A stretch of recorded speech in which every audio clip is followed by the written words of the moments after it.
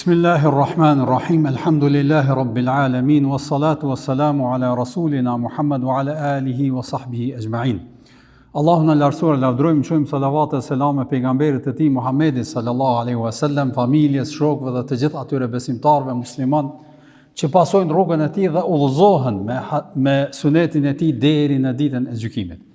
Të nderuar vëllezër, pra sot po fillojmë me ciklin e haditheve të pejgamberit sallallahu alaihi wasallam që e kemi titulluar Erdhi një njeri.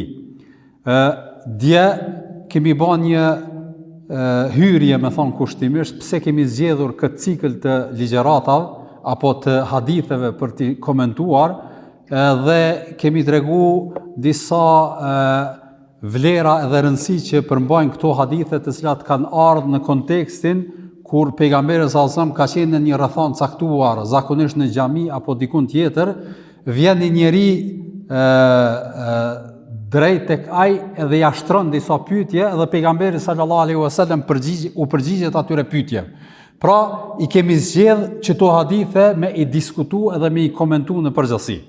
E sot me lejen e Allahut do të fillojmë rrugtimin ton me një hadith shumë të veçantë, shumë të jashtëzakonshëm.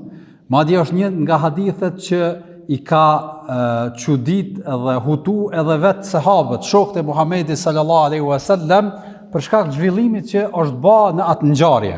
Pra, përparësia e këtyre haditheve është krahas mësimeve, ka dhe ngjarje. Prandaj edhe ngjarja në vetvete ka qenë një nga ato që sahabët që e përcjellin këtë ngjarje tregojnë edhe atë çudinë edhe hutin se si ka ndodhur ajo ngjarje. Në anën tjetër, ky hadith, vëllezër të nderuar, konsiderohet një nga hadithet më bazike. Temeli i fesë qëndron në këtë hadith të cilën do ta shtjellojmë sot me lejen e Allahut. Ju e keni parasysh që në Kur'anin famlar një sure quhet Ummul Kitab. Cila sure është? Surja Fatiha. Ummul Kitab, nëna e Kur'anit. Pse? Për arsye se është surja ma e veçantë, ma e rëndësishmja, sure të cilën e lexojmë në namaz disa herë. Prandaj edhe Allahu i Madhërisht e ka quajtur Ummul Kitab për më tregu rëndësinë që ka kjo sure në raport me Kur'anin në përgjithësi, nana e Kur'anit. E tash nuk ka dyshim që ky hadith të cilën do ta shtjellojmë sot me ngjarje dhe me atë që ka përmban, me të drejtë mujna me quajt Ummus Sunna, nana e haditheve. Për arsye se është hadithi më kryesor, më bazik.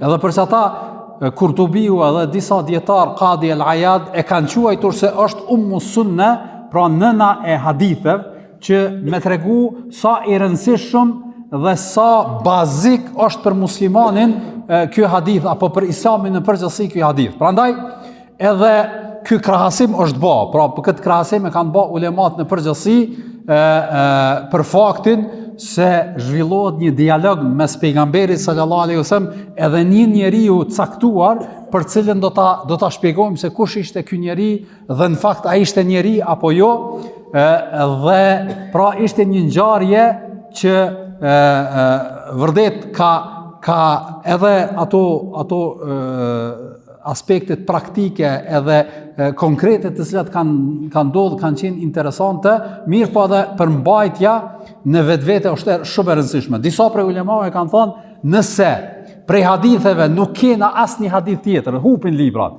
Po supozojmë, të gjitha librat e hadithit, fjalëve të pejgamberit sallallahu alajhi wasallam hupin dhe mbetet që ky hadith është i mjaftueshëm. Për arsye se është hadithi që i përmbledh bazat e fesë në përgjithësi. Këtë feja ndërlidhet apo gjendet në këtë hadith të cilën do ta shpjegojmë. Për mos me zgjat, po e filloj edhe po e shpjegoj se për cilin hadith është fjala. Besoj që edhe keni dëgjuar apo hoxhallar zakonisht e kanë shpjeguar në rrethana situata të ndryshme. Hadithi është kështu. Omeri, e dini të gjithë kush ka qenë Omeri radiallahu ta'ala anhu, shoku i ngushtë i pejgamberit sallallahu alaihi wasallam, e djali i vet, Abdullah ibn Omeri, po e përcjell këtë hadith. Pra për i babës vet. Po më ka tregu Omeri radiallahu, baba i tij Omeri radiallahu ta'ala anhu, se me një rast, thot, teksa ishëm ullur një ditë me të dërguarin Muhammedin sallallahu alaihi wasallam, kanë qenë ullur.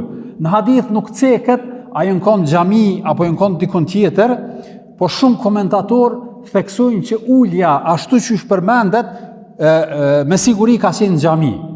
Pra jo dikon tjetër, po me siguri ka qenë mrenda në xhami. Po si do qoftë, tek ne nuk është e rëndësishme kjo, e rëndësishme është përmbajtja. Edhe po thot Omeri, teksa kemi qenë ullur së bashku me Muhammedin sallallahu alaihi wasallam, shfaqet një burr. Domthon vjen një burr, na afrohet një burr, thot tash po e përshkruan Omeri radhiyallahu ta'ala anhu, thot i ka pas rrobat shumë të bardha. Edhe flokët i ka pas shumë të zeza. Edhe thot nuk kishte shenja të udhëtimit, po edhe nuk e njehte asnjëni prej neve. Pra tesha shumë të bardha, flokë shumë të zeza, nuk kishte shenja të udhëtimit, po kurkush nuk e njehte. Pse e tregon Omerin këtë forë edhe faktikisht me një lloj habije, për arsye se vëllezër të nderuar, e keni parasysh në të kalumen njerëzit kur kanë bë udhëtim, nuk është sikur tash, faktikisht na kur udhëtojmë tash, veshëm mas miri, me teshat më të mira, për arsye se udhëtimi më është me aeroplan, eventualisht me kerr, edhe është disa orë, kështu që e mojmë veten. Në të kalumen udhëtimi ka qenë i vështirë edhe i gjatë, pra ose në kam, ose me kali, ose me deve. S'ka pas në një formë tjetër. Edhe udhëtimi nuk ka zgjatë 1 orë, 2 orë, 3 orë dhe me shku atje në skajt botës, po ka qenë një udhëtim që ka zgjatë me ditë e me javë, madje edhe me muj. Pra disa muj ka udhëtu derisa ka rrinë në destinacion. Prandaj nuk e ka pas luksin mi moj teshat më të mira, për arsye se te fillon udhëtim me teshat mira, po kur udhëton një javë ditë me çato tesha, jo pluhri, jo ndotja, jo rrethanat, jo flokët, jo sene, pra nuk ka mundësi me majt veten gjatë udhëtimit. Prandaj edhe në përgjithësinë të kalumen në për librat e vjetra kur flasim për gjendjen e qyteteve, kanë thonë zakonisht njerëzit e huaj i kanë dalluar me këto sheja. Pra ose nuk e ka njoft kurkush, ose ndoshta kur ka njerëz kallabllak që s'e njoft ndërmjet veti, kur e kanë pa dikush që i ka teshat pak më të pluhurosura, të ndotura, flokët e shprishura, kanë thonë që ky njeri nuk është i këtujt, është udhëtar, po pas ka mri, pas ka ardhur në qytet. Kështu e ka njoft. E Omeri po e shpreh habin, po thot ka ardhur një njeri që teshat i ka si me dal pe shtëpisë vet, do thot shumë pastërta, shumë të bardha, flokë do thot ndreshta, mas miri. Edhe kurkush s'pe njeh prej banorëve të Medinës që më thonë është filani që pas ka ardhur. Po nënën tjetër, pra cilësit, karakteristikat janë që ai nuk është i këtuhit. Po megjithatë, teshat edhe gjendja e tij nuk po tregon që ka bën një udhëtim gjatë me ardh në Medinë. Prandaj kjo është do thot habia që e tregon Omeri radhiyallahu ta'ala anhu. Edhe çka thot? Erdhi thot u afru edhe erdhi drejt te Muhamedi sallallahu alaihi wasallam. Edhe kjo është do thot një habi e dytë. Pse? Zakonisht njerëzit kalumen që janë konë të huaj, nuk e kanë njoft me ftyrë Muhammedin sallallahu alaihi wasallam kush është. Do t'i shpjegojmë disa hadithe tjera që kur ka ardhur, ka vetë kush është prej juve Muhammedi sallallahu alaihi wasallam, se ka njoft. Mirë po kjo e ka njoft. Ashiqare e ka ditë kush është. Edhe thot ju ka afru pejgamberi sallallahu alaihi wasallam, edhe është ul përballë tij. Edhe përshkruajnë komentator pejgamberi sallallahu alaihi wasallam sikur se ka qenë i ulur në tehijat, si themi ne, do thot me gjunjë ashtu, edhe ai kur ardh o ul pranë pejgamberit sallallahu alajhi wasallam, i ka afru gjunjët e tij afër gjunjëve të pejgamberit sallallahu alajhi wasallam, edhe është ul aty. Kur është ul, thot i ka vendos pllëmbët e duarve të tij në kofshët e pejgamberit sallallahu alajhi wasallam. Domthonjë ju ka afru shumë afër, o ul i ka afru gjunjët edhe i ka vendos pllëmbët e duarve, domthonjë shputat e duarve pejgamberit sallallahu alajhi wasallam në gjunjë, edhe ka filluar me pyet. Kjo është do thot gjendja. Edhe kur i ka thonë, o Muhammed, pyetja e parë, akhbirni anil islam. O Muhammed, më trego për islamin. Çka është islami? Edhe pejgamberi sallallahu alaihi wasallam fillon me tregu edhe me thonë, islami është dëshmia me besu se Allahu është një i vetëm, nuk meriton me adhuru dikën tjetër përveç tij, edhe pejgamberi sallallahu alaihi wasallam është Muhamedi sallallahu alaihi wasallam është i dërguar i tij, me fal namazin, me dhon zakatin, me agjëru Ramazanin edhe me shku në haxh kush ka mundësi materiale, do thot kush mundet me bë këtë udhtim. Edhe ja ka përmend 5 kushtet e Islamit. Ka thonë që ky është Islami. Edhe ka dëgju ky njeri edhe i ka thonë sadakt, që nëse përkthena në shqip, po thot të vërtetën e ke thonë. Edhe habia e dytë tash Omeri po i përcjell. Cila është habia e parë, gjendja edhe ulja e qysho ul edhe ka njoft pejgamberin sallallahu alaihi wasallam. Habia e dytë tash po ja vërteton. E keni parasysh, zakonisht njëri kur vet dikon që s'din, nuk mundon mi thonë çashtu është, se ti me ditë që është ashtu se vet, apo. Edhe këta bëhet jena habit qysh edhe po e pyet, edhe po ja vërteton ato që e ka thonë pejgamberi sallallahu alaihi wasallam që çashtu tek ka. Pra habia e dytë. Pastaj e shtron pyetjen e dytë. Thot mel iman, çka është imani? Çka është besimi?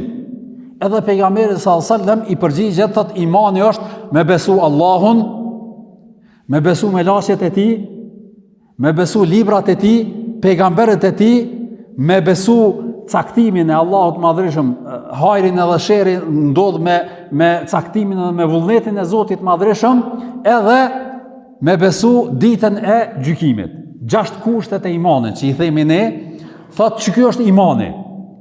Ja ka përmend 6 kushtet e imanit në përgjithësi.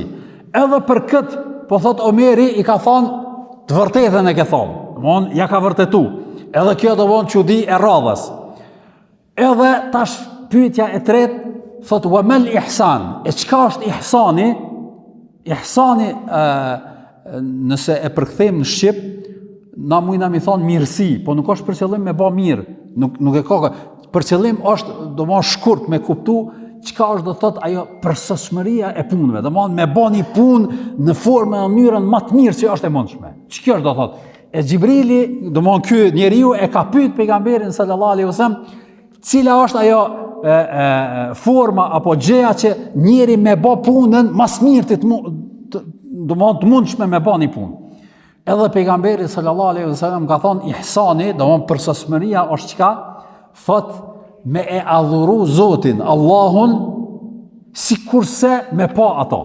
Për arsye se edhe pse ti nuk e sheh, dije që ai të sheh ty. Pra, që kjo është ihsani, që kjo është domon kur njeri i bën punë në formën më të mirë edhe më të përsosur. Për arsye se vazhdimisht e ka parasysh mbikëqyrjen e Zotit Madhërisëm, edhe ai nuk guxon, edhe kur nuk i shkon mend me bë diçka keq. Për arsye se e ka në ndërdijen e tij mbikëqyrjen e Zotit Madhërisëm, prandaj edhe kjo është do thot ihsani. Edhe prap i thot njëjtë do thot i përgjigjet edhe ja bën pyetjen e katërt. Pyetja e katërt është thot më trego kur është dita e Kiametit. Tash kur është dita e Kiametit? Edhe pejgamberi sallallahu alajhi wasallam i përgjigjet, edhe kjo përgjigje ishte e çuditshme për sahabët edhe për Omerin radhiyallahu ta'ala anhu, thot mel mas'ulu anha bi'alama min as-sa'il. Që nëse përkthejmë shqip po thu i pyeturi, kush është i pyeturi? Muhamedi sallallahu alaihi wasallam. Nuk di më shumë se pyetësi. Domthon i pyeturi Muhamedi sallallahu alaihi wasallam nuk din kur gjë më shumë se sa ai që po pyet. Që faktikisht në këtë çështje jena të barabartë njohuri, nuk e dim këtë. Për arsye se kjo njohuri është vetëm e Zotit Madhërisëm. Vetëm Allahu Madhërisëm e din kur ka menduar dita e Kiametit. Nuk e din askush prej njerëzve, madje askush prej krijesave, as melaçeve, as kurkush nuk e din përveç Zotit Madhërisëm. Ai e din, e ka caktuar dhe ai kur vjen momenti urdhron dhe do të ndodhë kjo. Edhe kështu është përgjigj, edhe sahabët janë çudit. Pse domthon po jap këtë përgjigje në këtë formë që nuk e di as unë apo ajo çka di unë është domthon vetëm as sa din edhe ti. Edhe pyetja e 5. E pyet thot më trego për shenjat e tij. Pra nëse nuk pe din kur është dita e gjykimit, atëherë cilat janë shenjat e ditës? Domthon kur se është afër, se ka me ardhur dita e gjykimit. Atëherë pejgamberi sallallahu i përmend disa prej shenjave të kiametit, jo të gjitha, për arsye se ato janë shtjelluar në disa hadithe tjera, thot kur robresha të lind zonjën e saj. Çka do të thonë kur robresha e lind zonjën e saj, kur gruaja e lind një vajzë që bëhet e zoja, do të thonë zojë e nënës vet. Që kjo do të thonë shenja e kiametit është kjo. Edhe ulemat kanë thonë çka është për qëllim kjo. Dy komente i kanë thonë kryesisht ulemat që e kanë komentuar. Komenti i parë kanë thonë mas pejgamberit sallallahu alajhi wasallam kanë ndodhur çlirime të shumta të vendeve të ndryshme, edhe shumë udhëhes musliman, sundimtar, mbret, xhalife që kanë janë martu me robresha. E keni parasysh kur jënë martu me robresha edhe me njerëz, me gra, me femra që kanë qenë jo nivelin e tyre. Zakonisht mbreti martohet me princesh, apo jënë martu me robresha, me njerëz të kategori, edhe kur është martu ajo, edhe ka lind vajzën e saj, qa ka lind princes, apo edhe është ba zoj e nënës vet. Kjo është do thot njëri koment, edhe komenti i dytë që përputhet me rrethonën tonë edhe me natyrën tonë edhe me karakterin e njerëzit, domethënë gjendjes në përgjithësi është kur gruaja e lind vajzën e vet, zakonisht vajza respekton nënën, e nderon. Na e dim edhe dje e përmendëm një hadith për sa e rëndësishme dhe çfarë roli ka mirësjellja ndaj prindërve në përgjithësi. Megjithatë, kur hub ky reciprocitet apo kjo gjendje e respektimit ndaj matë të moshuarve, në rand të parë ndaj prindërve, e ajo çka është më e rëndësishme ndaj nënës, pastaj çka bën vajza shetmen edhe i bëhet zoj nënës vet. Domethënë nënën e shtin me bashkë shërbëtor, nuk e dëgjon, nuk e përfill, nuk ja ngon fjalën, po çka fillon kjo me komandu nënën e vet. Edhe kjo është do thot një realitet që faktikisht e përjetojmë në shoqërinë tonë, që shumë prej vajzave ndaj nënave tyre në përgjithësi nuk sillen mirë, apo edhe tregojnë mos respekt, edhe nuk i dëgjojnë, edhe në një formë e krijojnë që të paralelen se janë sikurse me qenë zoja të nënave tyre në përgjithësi. Dhe kjo është do thot prej shenjave të kiametit. Pastaj shenjë tjetër që pejgamberi sallallahu alajhi wasallam e përmend në këtë hadith është thot dhe kur ti shohësh barinjet këmbëzbathur, njerëz që puna e ty, do thot arritja e ty në kanë qenë barin, nuk kanë pas diçka të zhveshur edhe të varfër, do mënë që s'kan pas kur gjë duke bërë gara në ndërtimin e shtëpive të nalta. Kur ti sheh njerëz që në një situatë kanë qenë shumë të varfër, ropitëll, që shtojnë gjuhën e popull, s'kan pas kur gjë, as me vesh s'kan pas, as me mbath këpuca s'kan pas, edhe një moment i sheh arrin në nivelet larta të pasunisë, sa që shtyhen njëri me tjetrin me ndërtimin kush pe marran shtëpinë më të madhe ose ndërtesën më të madhe. Edhe kjo është një realitet që e shohim posaçërisht dekadat e fundit, që njerëz që kur kush i kanë njoft tash marrojnë pallate ndërtesa, e shtyhen firma me firmen, e njeri me njerin, e biznismenin me biznismenin, që kur t'ja këqyrsh historinë e tyre, para kur kanë qenë, do thot, s'kan pas kur gjuhë. Edhe kjo është do thot një realitet që e përshkruan pejgamberi sallallahu alajhi wasallam, është prej shenjave të kiametit. Edhe çka po thot Omeri, thot pastaj ky njeri u largu. Domthonë ja ka bërë çto pyetje. Pyetja e parë, çka është Islami, çka është imani, çka është ihsani, përsosmëria në vepra, në punë, edhe e katërta, çka është kur është dita kiametit, edhe cilat janë shenjat e kiametit. Edhe kur ja ka përmend këto, edhe o tërhekaj, domthonë o shku, s'ka fol me tjerë, nuk ka qëndruar me xhlis ndajën e pejgamberit sallallahu alajhi wasallam, po o shku. Edhe sahabët e kanë përcjell, edhe s'kan ditë as ku shokon, as çka, domthonë pse ka ardha pe kujt, nuk kanë ditë kur gjë. Edhe po thot Omeri, çështu kena qëndruar një kohë. Disa transmetime thuhet 2-3 ditë. Domthonë nuk është përmend kur kush s'ka vet. Edhe thot kur më ka pa pejgamberi sallallahu alajhi wasallam as 2-3 ditë, edhe më ka thonë, o Omer, a e di ku shokon çaj njeri që ka ardhur para do kohë edhe mi ka bërë ato pyetje, Atëherë thot Omeri, i kum thonë pejgamberit sallallahu alajhi wasallam, nuk e di, këta i ditë veç Allahu dhe i dërguari i tij. Na nuk e kena ditë asnjëne. Thot, ai është Xhibrili, meleku Xhibril, erdhi që t'ju mësonte fenë e juaj. Ka ardhur për m'ja mësu fenë e juaj. Domthonjë jo pse Xhibrili këto sende nuk i ka ditë, prandaj edhe është përgjigj, mirë e ki. Çashtu është. Se Xhibrili alayhis salam, meleku i shpalljes, meleku që vazhdimisht ja ka dërguar pejgamberit sallallahu alajhi wasallam shpalljen, i ka thonë, ai ka qenë meleku Xhibril, ka ardhur m'ja mësu fenë e juaj. Pse m'ja mësu fenë e juaj? Se djetë nështë dersin e kalum par dje, kur kemi fol, kemi thonë që e rëndësishme është njëri edhe me ditë me vetë, se kur s'din me vetë, edhe s'u mëson. E Xhibrili alayhis salam ka ardhur mi mësu sahabet cilat janë ato gjërat më të rëndësishme, më të bazike, më të domosdoshme për muslimanin me i ditë edhe me i praktiku, po s'kan ditë sahabet në një rrethon me pyet në këtë formë, edhe Allahu i Madhërisht e ka bë që Xhibrili mu personifiku me ardhën e formën e një njeriu personi, pra njeri, për arsye se kanë këtë mundësi me laqet, mu bë në formë njerit.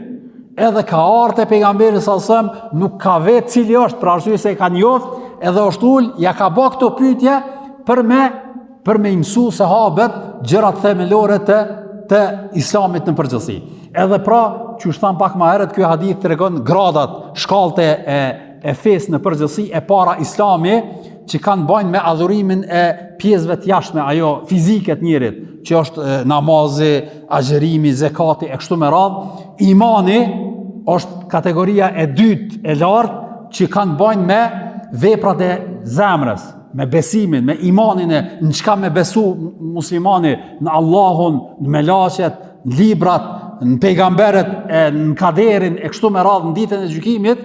Pra është shkalla e dytë dhe shkalla e tretë, ajo kulmi është pra përsosmëria, që njeri me ka niveli më të lartë, që kur e bën një punë, e bën në mënyrën më të mirë është kur e ka bindjen vazhdimisht që për çdo sen Allahu është në mbikëqyrjen tone. Prandaj edhe ka thënë me e adhuru Zotin sikurse me të pa. Për arsye se sikurse me pa ti atë. Për arsye se nëse ti nuk e sheh, dije që ai të sheh ty edhe nuk i ik atij asnjë sen, edhe ka tregu nivelin më të lartë. Edhe këto nivele janë do të thotë ngritja imanore një besimtari, për arsye se besimtarët me iman nuk janë të gjithë njësoj. Pra dikush e ka imanin më të fortë, dikush e ka pak më të dobët, edhe varësisht prej kësaj edhe bën vepra, bën punë. Edhe varësisht prej kësaj edhe e ngrit veten. Niveli më i lartë që është domthon kur njeri i bën veprat në përsosmërinë më të lartë, edhe arrin çet nivelin e ihsanit, dhe ky është hadithi të nderuar vëllezër, ta keni parasysh që për këtë hadith ka libra që kanë shkruar. Njerëzit do thotë libra me 600-700 faqe i kanë shpjeguar këto gjëra. Na i na mundun këto pak minuta, ndoshta edhe pak e zgjatëm, po për shkak të gjatësisë së hadithit, pra ky është njëherë mendova me ndonë në 2 pjesë, mirë po, inshallah kemi edhe hadithe tjera që do t'i shpjegojmë. Kjo ishte pra hadithi i sodit, inshallah takohemi nesër me hadithin e radhës. Wa sallallahu ala nabina Muhammedu ala alihi wa sahbihi ajma'in.